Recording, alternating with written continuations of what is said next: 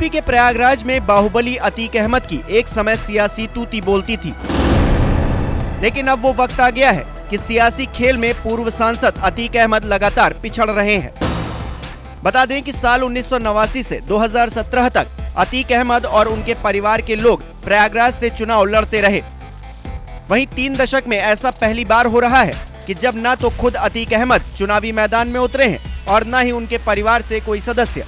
हालांकि जेल में रहते हुए अतीक ने असदुद्दीन ओवैसी की पार्टी AIMIM का दामन थामकर राजनीति की नई पारी का ऐलान किया, लेकिन बावजूद इसके अतीक अपने गढ़ शहर पश्चिमी सीट से लड़ने की हिम्मत नहीं जुटा पाए।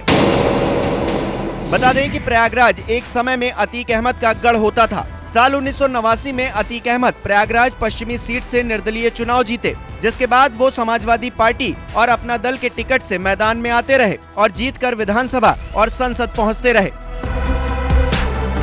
वहीं फूलपुर से सांसद बनने के बाद अतीक ने इस सीट पर भाई अशरफ को चुनाव लड़वाया और जीत दर्ज की, लेकिन मायावती के सत्ता में आते ही अतीक अहमद की उल्टी गिनती शुरू हो गई, जो कि अभी तक खत्म नहीं हुई है। मायावती ने अतीक अहमद पर जबरदस्त नकेल कसी और जो बची कुची कसर रह गई थी वो योगी आदित्यनाथ ने पूरी कर दी।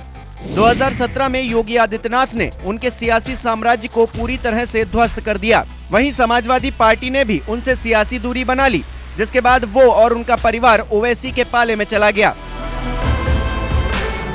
दूसरी ओर चुनाव नजदीक आते ही अतीक की पत्नी शाइस्ता परवीन और बेटा अली सक्रिय हुए। इस दौरान अतीक ने अहमदाबाद जेल से लोगों के लिए भावुक पत्र भेजे, जिसे शाइस्ता ने भरे मंच पर सुनाया भी, लेकिन इसी बीच अतीक के बेटे अली पर मुकदमा दर्ज हो गया।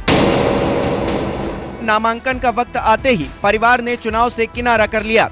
दरअसल 2007 के बाद से अतीक और उनका परिवार लगातार चुनाव में हार का सामना कर रहे हैं। 2007 के चुनाव में अतीक के भाई अशरफ सपा से उतरे तो पूजा पाल से हार का सामना करना पड़ा।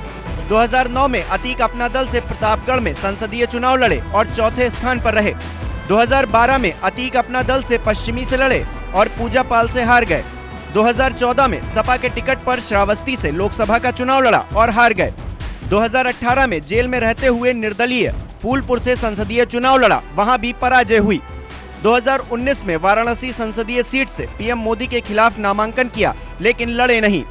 इन सब के अलावा अतीक के करीबियों का कहना है कि शिवपाल यादव के जरिए अतीक की SP और अपना दल के साथ जाने की कोशिशें चलती रहीं, लेकिन उन्हें राजनीतिक सहारा नहीं मिल सका। ऐसे में हार के डर से ये परिवार चुनाव से किनारे हो गया।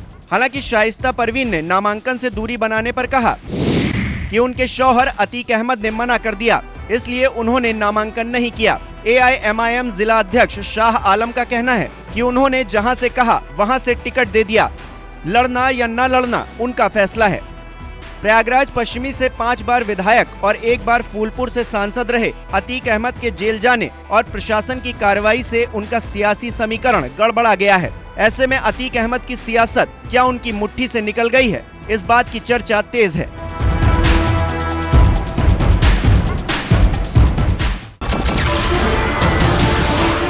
नमस्कार, मैं हूं मानक गुप्ता। अगर आपको हमारा ये वीडियो पसंद आया हो तो इसे लाइक और शेयर जरूर करें, और हाँ, हमें सब्सक्राइब और फॉलो करना ना भूलें ताकि आप देश और दुनिया की कोई खबर मिस ना करें। तो जुड़े रहिए हमारे साथ और देखते रहिए News 24।